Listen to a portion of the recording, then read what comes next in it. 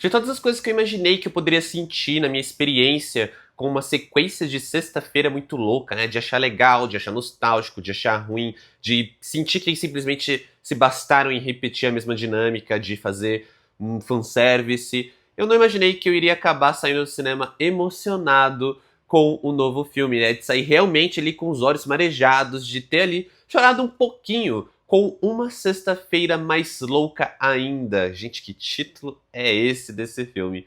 É um título divertido, mas que difícil de lembrar certinho. E que, enfim, é um filme muito legal, que eu acho que ele vem, claro, né, nessa ideia da nostalgia que vende. A gente sabe que nostalgia vende, os estúdios sabem que nostalgia vende, não tem como disfarçar. E apesar da gente meio que torcer o nariz, né, acho que virou quase instintivo. As pessoas já ficam meio que, ai, pra que sequência? Pra que refilmagem? O que eu acho uma coisa um tanto desnecessária, sinceramente, porque eu acho que nessa ideia, isso vai muito pelo aquele viés de que, ai, esse filme é desnecessário, não precisava existir esse filme, e o filme, eu já falei isso aqui no canal, o filme não precisa ser necessário, tá? Ele precisa ser um filme bom. E aqui a gente tem um ótimo exemplar do porquê fazer uma sequência, né? Sequência do filme dos anos 80, sequência do filme dos anos 90, dos anos 2000.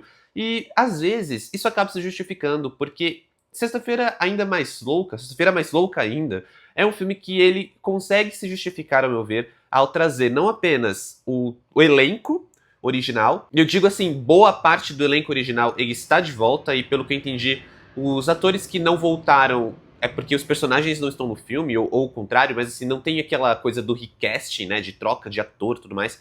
Eles trazem muita gente do original, das protagonistas até vários e vários coadjuvantes, alguns até para fazer uma ou outra piada. E eles conseguem meio que se aproveitar do vínculo que o público ele tem com o filme original, que o público tem com esses personagens, que o público tem com aquele elenco, para conseguir brincar com a nostalgia, com a memória afetiva, só que sem se bastar nisso, né? Sem ser aquele filme que, vamos ficar aqui na nostalgia porque nostalgia vende. Não, eles fazem algo bem legal, eles fazem, né, trazer ideias interessantes, eles aproveitam esses 20 anos de diferença entre os filmes para meio que maturar algumas ideias, para trazer ali alguns comentários, às vezes um pouco mais ácidos, mas muito acertados também sobre envelhecer, sobre a relação de filhos com mães e pais, né, maternidade, paternidade, aquela coisa de que muitas pessoas viram o primeiro filme ali, se identificaram com o adolescente que está se revoltando com a mãe, né, adolescente rebelde, que quer encontrar seu lugar no mundo, que está se apaixonando, que não consegue ele se comunicar com os pais, e talvez agora se identifique do lado contrário, né, se identifique com o lado que está precisando lidar com um adolescente, está precisando lidar com uma pessoa que também, né, minha mãe, meu pai, eles tinham essa dificuldade comigo e agora eu tenho essa dificuldade com alguém. Então eu acho que eles brincam muito com isso, eles conseguem usar esse tempo, conseguem usar essas diferenças para trazer coisas que agreguem ao novo filme e provando de uma vez por todas, espero, que não tem por que ficar torcendo o nariz. Olha que filme legal que a gente tem aqui, já, né, como eu falei, estou dando meio que um spoiler aqui que eu gostei muito do filme. Porque assim, eu saí do cinema muito feliz, eu saí do cinema assim muito emocionado com o que eu tinha visto. É um filme que ele brinca bem com esse sentimento, ele dá uma maciada, uma maciada, uma maciada, até que ele te acerta realmente pela memória afetiva pra te deixar ali muito emocionado. E é muito legal ver um elenco tão bom, né? É muito legal ver a Lindsay Lohan dando a volta por cima. Pra quem não sabe, aí ela passou por muitos problemas, né? Problemas ali com o uso de substâncias, quase que saiu completamente de Hollywood. A mídia se aproveitou muito disso. E aí ela tá dando a volta por cima, já tá entregando ali os papéis assim legais, que ela tá voltando ali pra franquias de renome, como ela fez no musical de Meninas Malvadas, mas agora ali realmente trazendo a mesma personagem e assumindo o protagonismo que ela merece com a sequência de Sexta-feira Muito Louca. A Jamie Lee é outra que, assim, não preciso muito me aprofundar aqui. A atriz de Halloween, a atriz que ela tem uma carreira incrível em Hollywood, também incrivelmente valorizada. Elas estão bem à vontade, elas estão em papéis que elas já tiveram, em papéis bem icônicos, bem marcantes, e com uma química que já era boa no original e parece estar ainda melhor agora. Eu acho que isso tudo é uma coisa que valoriza esse filme quando a gente para pra pensar nele como uma sequência, né? Uma sequência que vai repetir ideias, é uma sequência que é baseada apenas em nostalgia. É, ok, pode até ser, mas ao mesmo tempo consegue fazer algo interessante com essas ideias. Acho que vale a pena a gente lembrar disso não fechar os olhos para a possibilidade da gente ter bons filmes dessa leva de filmes de nostalgia, né? Do cinema de nostalgia. A gente já vem tendo alguns filmes legais, medianos. Claro, a gente também pode ter filmes ruins, mas aqui a gente tem pra mim, uma das grandes surpresas. Mas antes de continuar falando desse filme, eu quero só me apresentar. Aqui quem fala é o Adam. Sejam bem-vindos ao canal. Aproveite se for novo por aqui, se inscreve aqui. Eu vejo que muita gente que assiste não está inscrita. E também deixa um like nesse vídeo que isso vai me ajudar bastante, tá? Se quiser trocar uma ideia, me seguir nas outras redes sociais, o arroba está aqui na tela e os links na descrição do vídeo. E bora aí falar de Uma Sexta-feira Mais Louca Ainda. Filme dirigido pela Nisha Ganatra e que traz com louvor Lindsay Lohan e Jamie Lee Curtis para esses papéis, para esse filme que é tão legal, é tão icônico, é lembrado por uma geração, né? Lembrado ali por uma geração com muito carinho, talvez um dos filmes mais marcantes da Lindsay Lohan, ali daquela geração. Acho que talvez ao lado de Meninas Malvadas é o filme realmente assim, que marcou muito por essa Lindsay Lohan adolescente, né? Porque tem muito filme dela criança também que as pessoas lembram, mas acho que dessa fase dela são os filmes mais lembrados.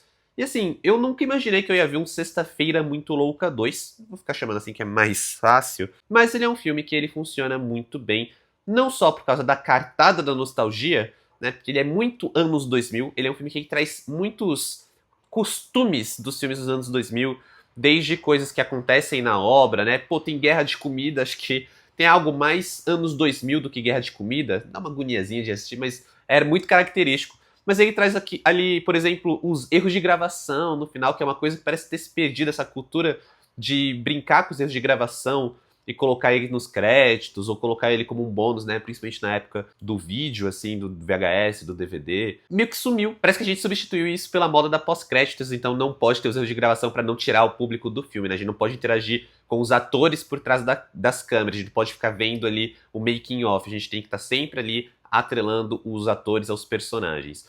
E são coisinhas, são detalhes, mas que eles brincam com essa vibe, sabe? Eu acho que esse novo Sexta-feira Muito Louca, ele tem muito essa coisa da vibe dos anos 2000. Se você assistiu o primeiro filme na época, você vai gostar desse. Você acha que é muito difícil não gostar, né? Pode ser que goste mais do primeiro ainda, tudo bem. Mas realmente, desgostar, eu acho que não, porque ele sabe usar muito bem a memória afetiva sem se basear apenas na nostalgia, que geralmente é outra armadilha que a gente consegue enxergar. Ah, porque esse filme é só nostalgia. Ah, porque esse filme é só referência. Se fosse o caso, mas se fosse um bom filme, eu diria um grande e daí, né? E daí que ele é só nostalgia, seria um bom filme. Algo como aconteceu ali com o filme do Super Mario, que as pessoas reclamaram, mas era um filme divertido, era um filme infantil, funcionava para proposta. Só que, felizmente, ao mesmo tempo que eu digo e daí, se ele fosse só nostalgia, ele não é só nostalgia. Nostalgia faz uma parte importante ali nessa receita, mas eu acho que ele é um filme que ele é mais... Talvez seja mais interessante a gente pensar em memória afetiva, né? Ele usa várias coisinhas pra gente ter aquela vibe, sabe? Ter aquele conforto enquanto a gente tá assistindo uma obra que ela vai meio que repetir a premissa, né? A premissa da troca de corpos. Só que dessa vez trazendo uma coisa um pouco ali mais de pensar sobre o amadurecimento, né? Pensar sobre o mundo de hoje, pensar e repensar, nesse caso, as relações familiares de mãe e filha, filho e mãe, avós, sabe? É a coisa de você ter uma nova família, como você se sente ali deslocado, às vezes, dentro da própria família. Tudo isso acaba se tornando um tema muito importante no novo Sexta-feira Muito Louca, justamente por causa da maneira como a gente vai ter os conflitos sendo desenhados. Não é à toa que a gente tenha mais personagens ali no foco do filme, enquanto o primeiro filme focava unicamente nas personagens principais, né, na Lindsay Lohan e na personagem da Jamie Lee, aqui a gente tem um foco bem maior ali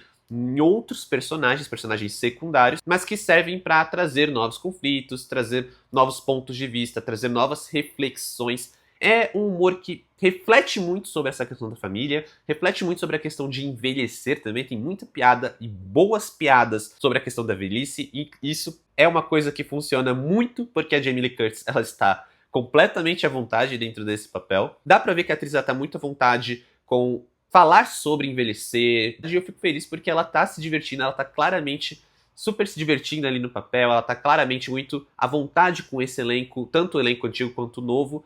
e fortalece muito as dinâmicas. E muitas dessas dinâmicas elas se dão realmente pela questão do resgate, né? Então a gente vai ter tanto o resgate de vários personagens, quanto o resgate de várias situações. Tem situações que são muito engraçadas, muito inesperadas, e que, por exemplo, eu sabia que o Chad Michael Murray, né, que era o crushzinho do filme original, né, o par romântico do filme original, ele estaria de volta. E eu não imaginei como ele estaria, eu nunca passou pela minha cabeça que ele voltaria pra fazer a piada que ele faz, pra trazer o personagem como ele traz, que eu achei muito acertado. Eu não vou falar aqui, porque eu não quero estragar a surpresa de ninguém. Mas, cara, quando esse cara, ele... Você vê, assim, a piada que vai girar em torno dele, desse personagem, cara, como eu dei risada. Como eu dei risada, eu achei muito engraçado, achei muito divertido. As interações ali do Chad Michael Murray com as personagens principais, né, da Lindsay Lohan e da Jamie Lee Curtis, são excelentes.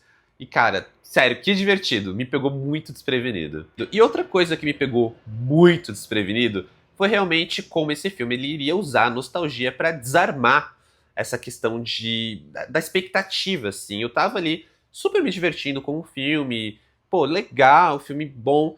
Na minha cabeça faltava talvez algo tão icônico quanto o primeiro filme, né? Porque o primeiro filme tem momentos muito lembrados e tem momentos muito icônicos. E aí o filme ele vai construindo o seu momento icônico de uma maneira que até me parece que ele vai seguir a lógica da nostalgia, do cinema de nostalgia, de se o primeiro filme fez algo, a gente tem que repetir aquele algo ou igual, ou de uma forma maior. Me lembra muito a questão de Beetlejuice, que eu acho que é um bom exemplo que a gente tem, que o primeiro filme ele tem aquela cena da dança ao redor da mesa, né? Que é a cena mais icônica do filme e ela nem tem o Beetlejuice. Só que aí tem aquela cena, uma cena de dança. Beetlejuice 2, só por causa do primeiro, precisou também, quis inserir ali uma cena de dança, talvez para tentar ser tão icônico. Só que sabe que ali no primeiro é algo que soa muito natural, né? A gente tem essa cena, ela se torna icônica porque ela é muito marcante. No 2, fica aquela sensação de, ah, legal, vocês tentaram imitar o primeiro filme, né? Tentaram colocar uma cena pra ter, para dar o mesmo efeito. E eu senti que esse filme, o Sexta-feira Muito Louca 2, ele ia fazer algo parecido, sabe? Ele ia construir algum momento exatamente pra ter, tipo, ter um momentinho marcante ali do primeiro, aquela cena que eu lembro do primeiro, e eles vão colocar, né, reproduzi-la de alguma maneira igual ou maior nesse segundo filme. Na hora que eles armam essa cena, e aí ela vai acontecer, ela é desconstruída, ela é subvertida, sabe? A expectativa é subvertida de uma maneira muito legal, muito bonita. A gente tem um momento que a gente entende o que ele remete ao original, né? A gente entende o que ele quer trazer do filme original, mas ele é um momento muito próprio. Ele é um momento muito único por si só, muito maravilhoso, assim. Tipo, é aquela coisa que ali ele me pegou, ele me deixou muito tocado, ele me deixou muito emocionado, mas ainda não tinha virado aquela chavinha pra realmente descer uma lágrima. E aí depois que ele amaciou, pá, chorei. Sabe, assim, aí ele faz um momento ali pra realmente pegar ali pela memória afetiva, e aí eu chorei, e é muito bonito. Óbvio que eu não vou falar o que é aqui, óbvio que eu não vou dar nenhum spoiler aqui, mas eu realmente, assim, eu fiquei muito admirado, e eu tô trazendo esse exemplo, tô trazendo essa questão, porque eu senti muito disso o filme inteiro, sabe? É um filme que ele traz ali muitos momentos, muitas oportunidades de fazer um repeteco, de trazer uma ideia. Ah, vamos repetir a premissa.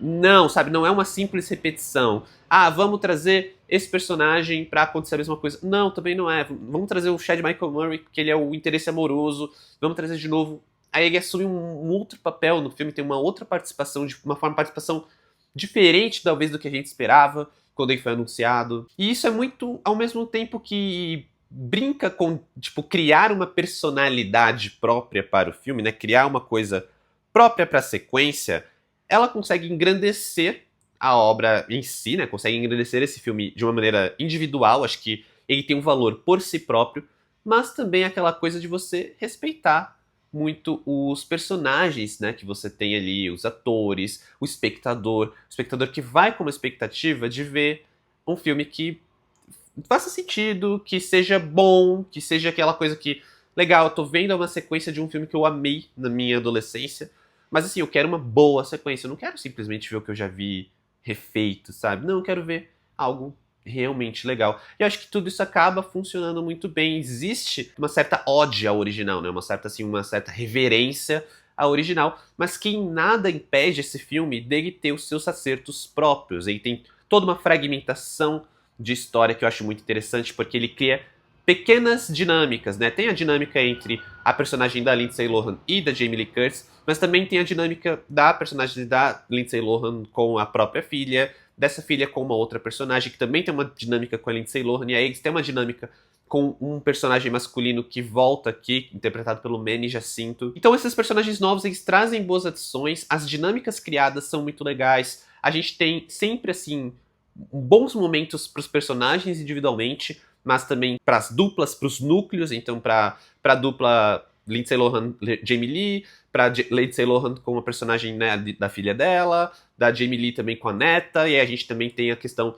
do pai. Então, assim, parece que é pensadinho para que cada personagem tenha o seu momento individual, mas também que cada interação entre pequenas duplas gere um momento também marcante, e cada pequeno núcleo de 3 ou mais personagens também tem ali uma dinâmica, ou pelo menos um momento que vai ser legal, que vai justificar trazer esses personagens de volta, resgatar esses personagens, trazer esses novos e resgatar a franquia como um todo, sabe? Para uma sequência que é uma boa sequência, uma sequência bem interessante. É muito bom ver a Lindsay Lohan seguindo nessa volta por cima, né? Essa coisa dela tá voltando, trazer essa coisa da nostalgia. Ela é um rostinho de uma geração, assim, né? Ela é uma das atrizes marcantes do começo dos anos 2000. Ela era muito marcante como criança, mas eu acho que ela carregou isso para uma fase adolescente, e agora é muito legal, depois de tudo que ela passou, ver ela voltando a isso com essa fase adulta.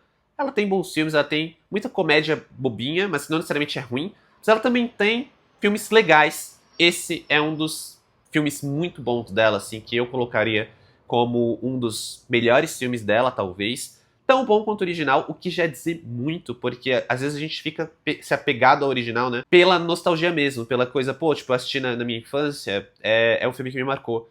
Mas ele é um filme muito legal, pelo menos na minha memória, e esse filme, ele é um filme tão bom quanto, o que diz muito sobre ele. São 20 anos que separam esses dois filmes, isso muitas vezes é suficiente para fazer as pessoas torcerem o nariz. Não era necessário resgatar esse filme. E como eu disse, não é sobre ser necessário, é sobre ser bom, é sobre ter uma boa história para contar. Eles tinham. Se eles encontrarem mais histórias boas para contar, eu não me oporia a novos filmes da franquia. Mas por hora, eu quero muito ficar focado no sentimento que eu tive com esse filme, que foi um sentimento muito legal, foi uma boa surpresa, me deixou emocionado. Então, para uma sexta-feira mais louca ainda, nota 8. É como eu falei, coisa do cinema de nostalgia, né? De você trazer, resgatar franquias, personagens, filmes que, tipo, individuais, muitas vezes com seu final determinado que não precisava de sequência. É um processo meio complicado. É sempre possível que tenhamos bons filmes ou filmes ruins. Isso vai de filme para filme, vai de quem tá envolvido, vai de diretor para diretor, para história para história.